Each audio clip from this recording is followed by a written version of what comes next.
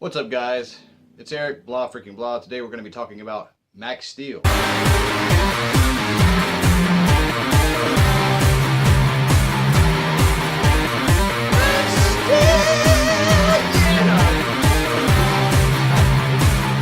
Strikes me as this 80s name, just Maximum Steel, or something else I'm not going to mention in a movie review about a kids film. So we're gonna keep it clean. We're gonna keep it clean.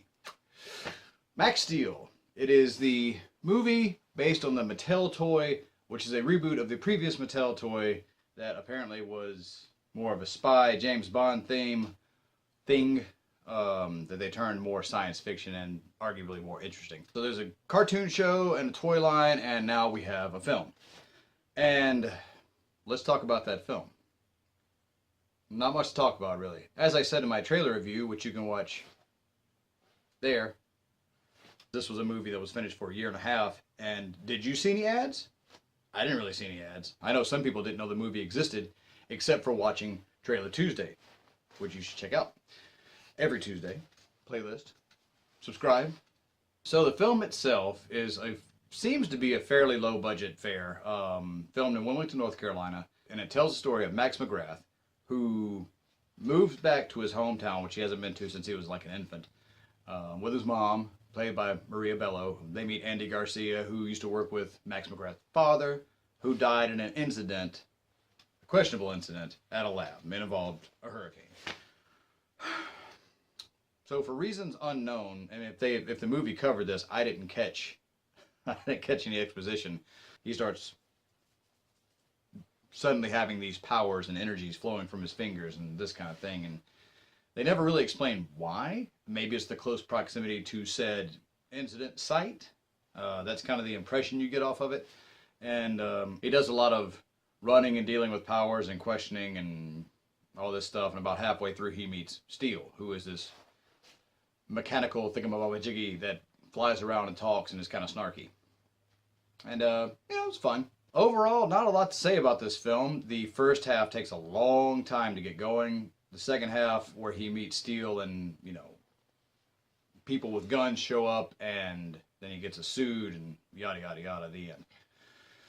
Hope that didn't spoil anything for you. You could just feel a lack of vision or purpose in the movie. I'm not saying that the people that made the film didn't care about the film they were making, but it kind of came across that some didn't care about the film they were making. Here's the thing about Max Steel. I enjoyed it. I'm going to admit it. I enjoyed it. I like low budget, somewhat ambitious fare, and I have a heart for underdog things, where they didn't quite get there. It was a fun little movie. My kid loved it. And it's, how often do you get to take your kid to see, science fiction, fantasy, fun movie that's not a comic book property, which it might as well have been, and it's not Star Wars. We love Star Wars, but I'm just saying, it was a little something different to take the kid to, and, like I said, I enjoyed it. It was just kind of dumb fun for an hour and a half, and it was, the stakes weren't the end of the world for a change, which is, that is one thing about Marvel that's getting kind of tiresome, is the fact that it's the world and soon the universe that's at stake. This movie was definitely more of a personal story. I appreciate that. I appreciate it had that late 80s, early 90s vibe to it. Not the bad 90s, but it just had the low budget, back when you could see lower budget movies in the theaters, whereas everything is relegated to Netflix and direct-to-video now.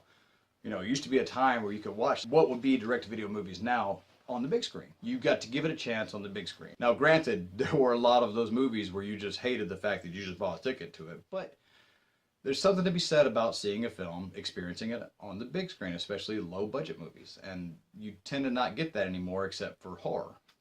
That seems to be the only genre, and it's kind of a shame, Were you one of the 3, 4, 5 people that saw Max Steel with me?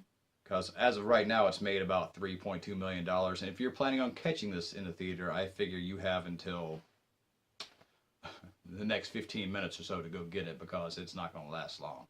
Thank you guys for watching. Comment down below. Like, share, subscribe, please. I'd like to have you around, and I appreciate you watching, and I'll see you next time.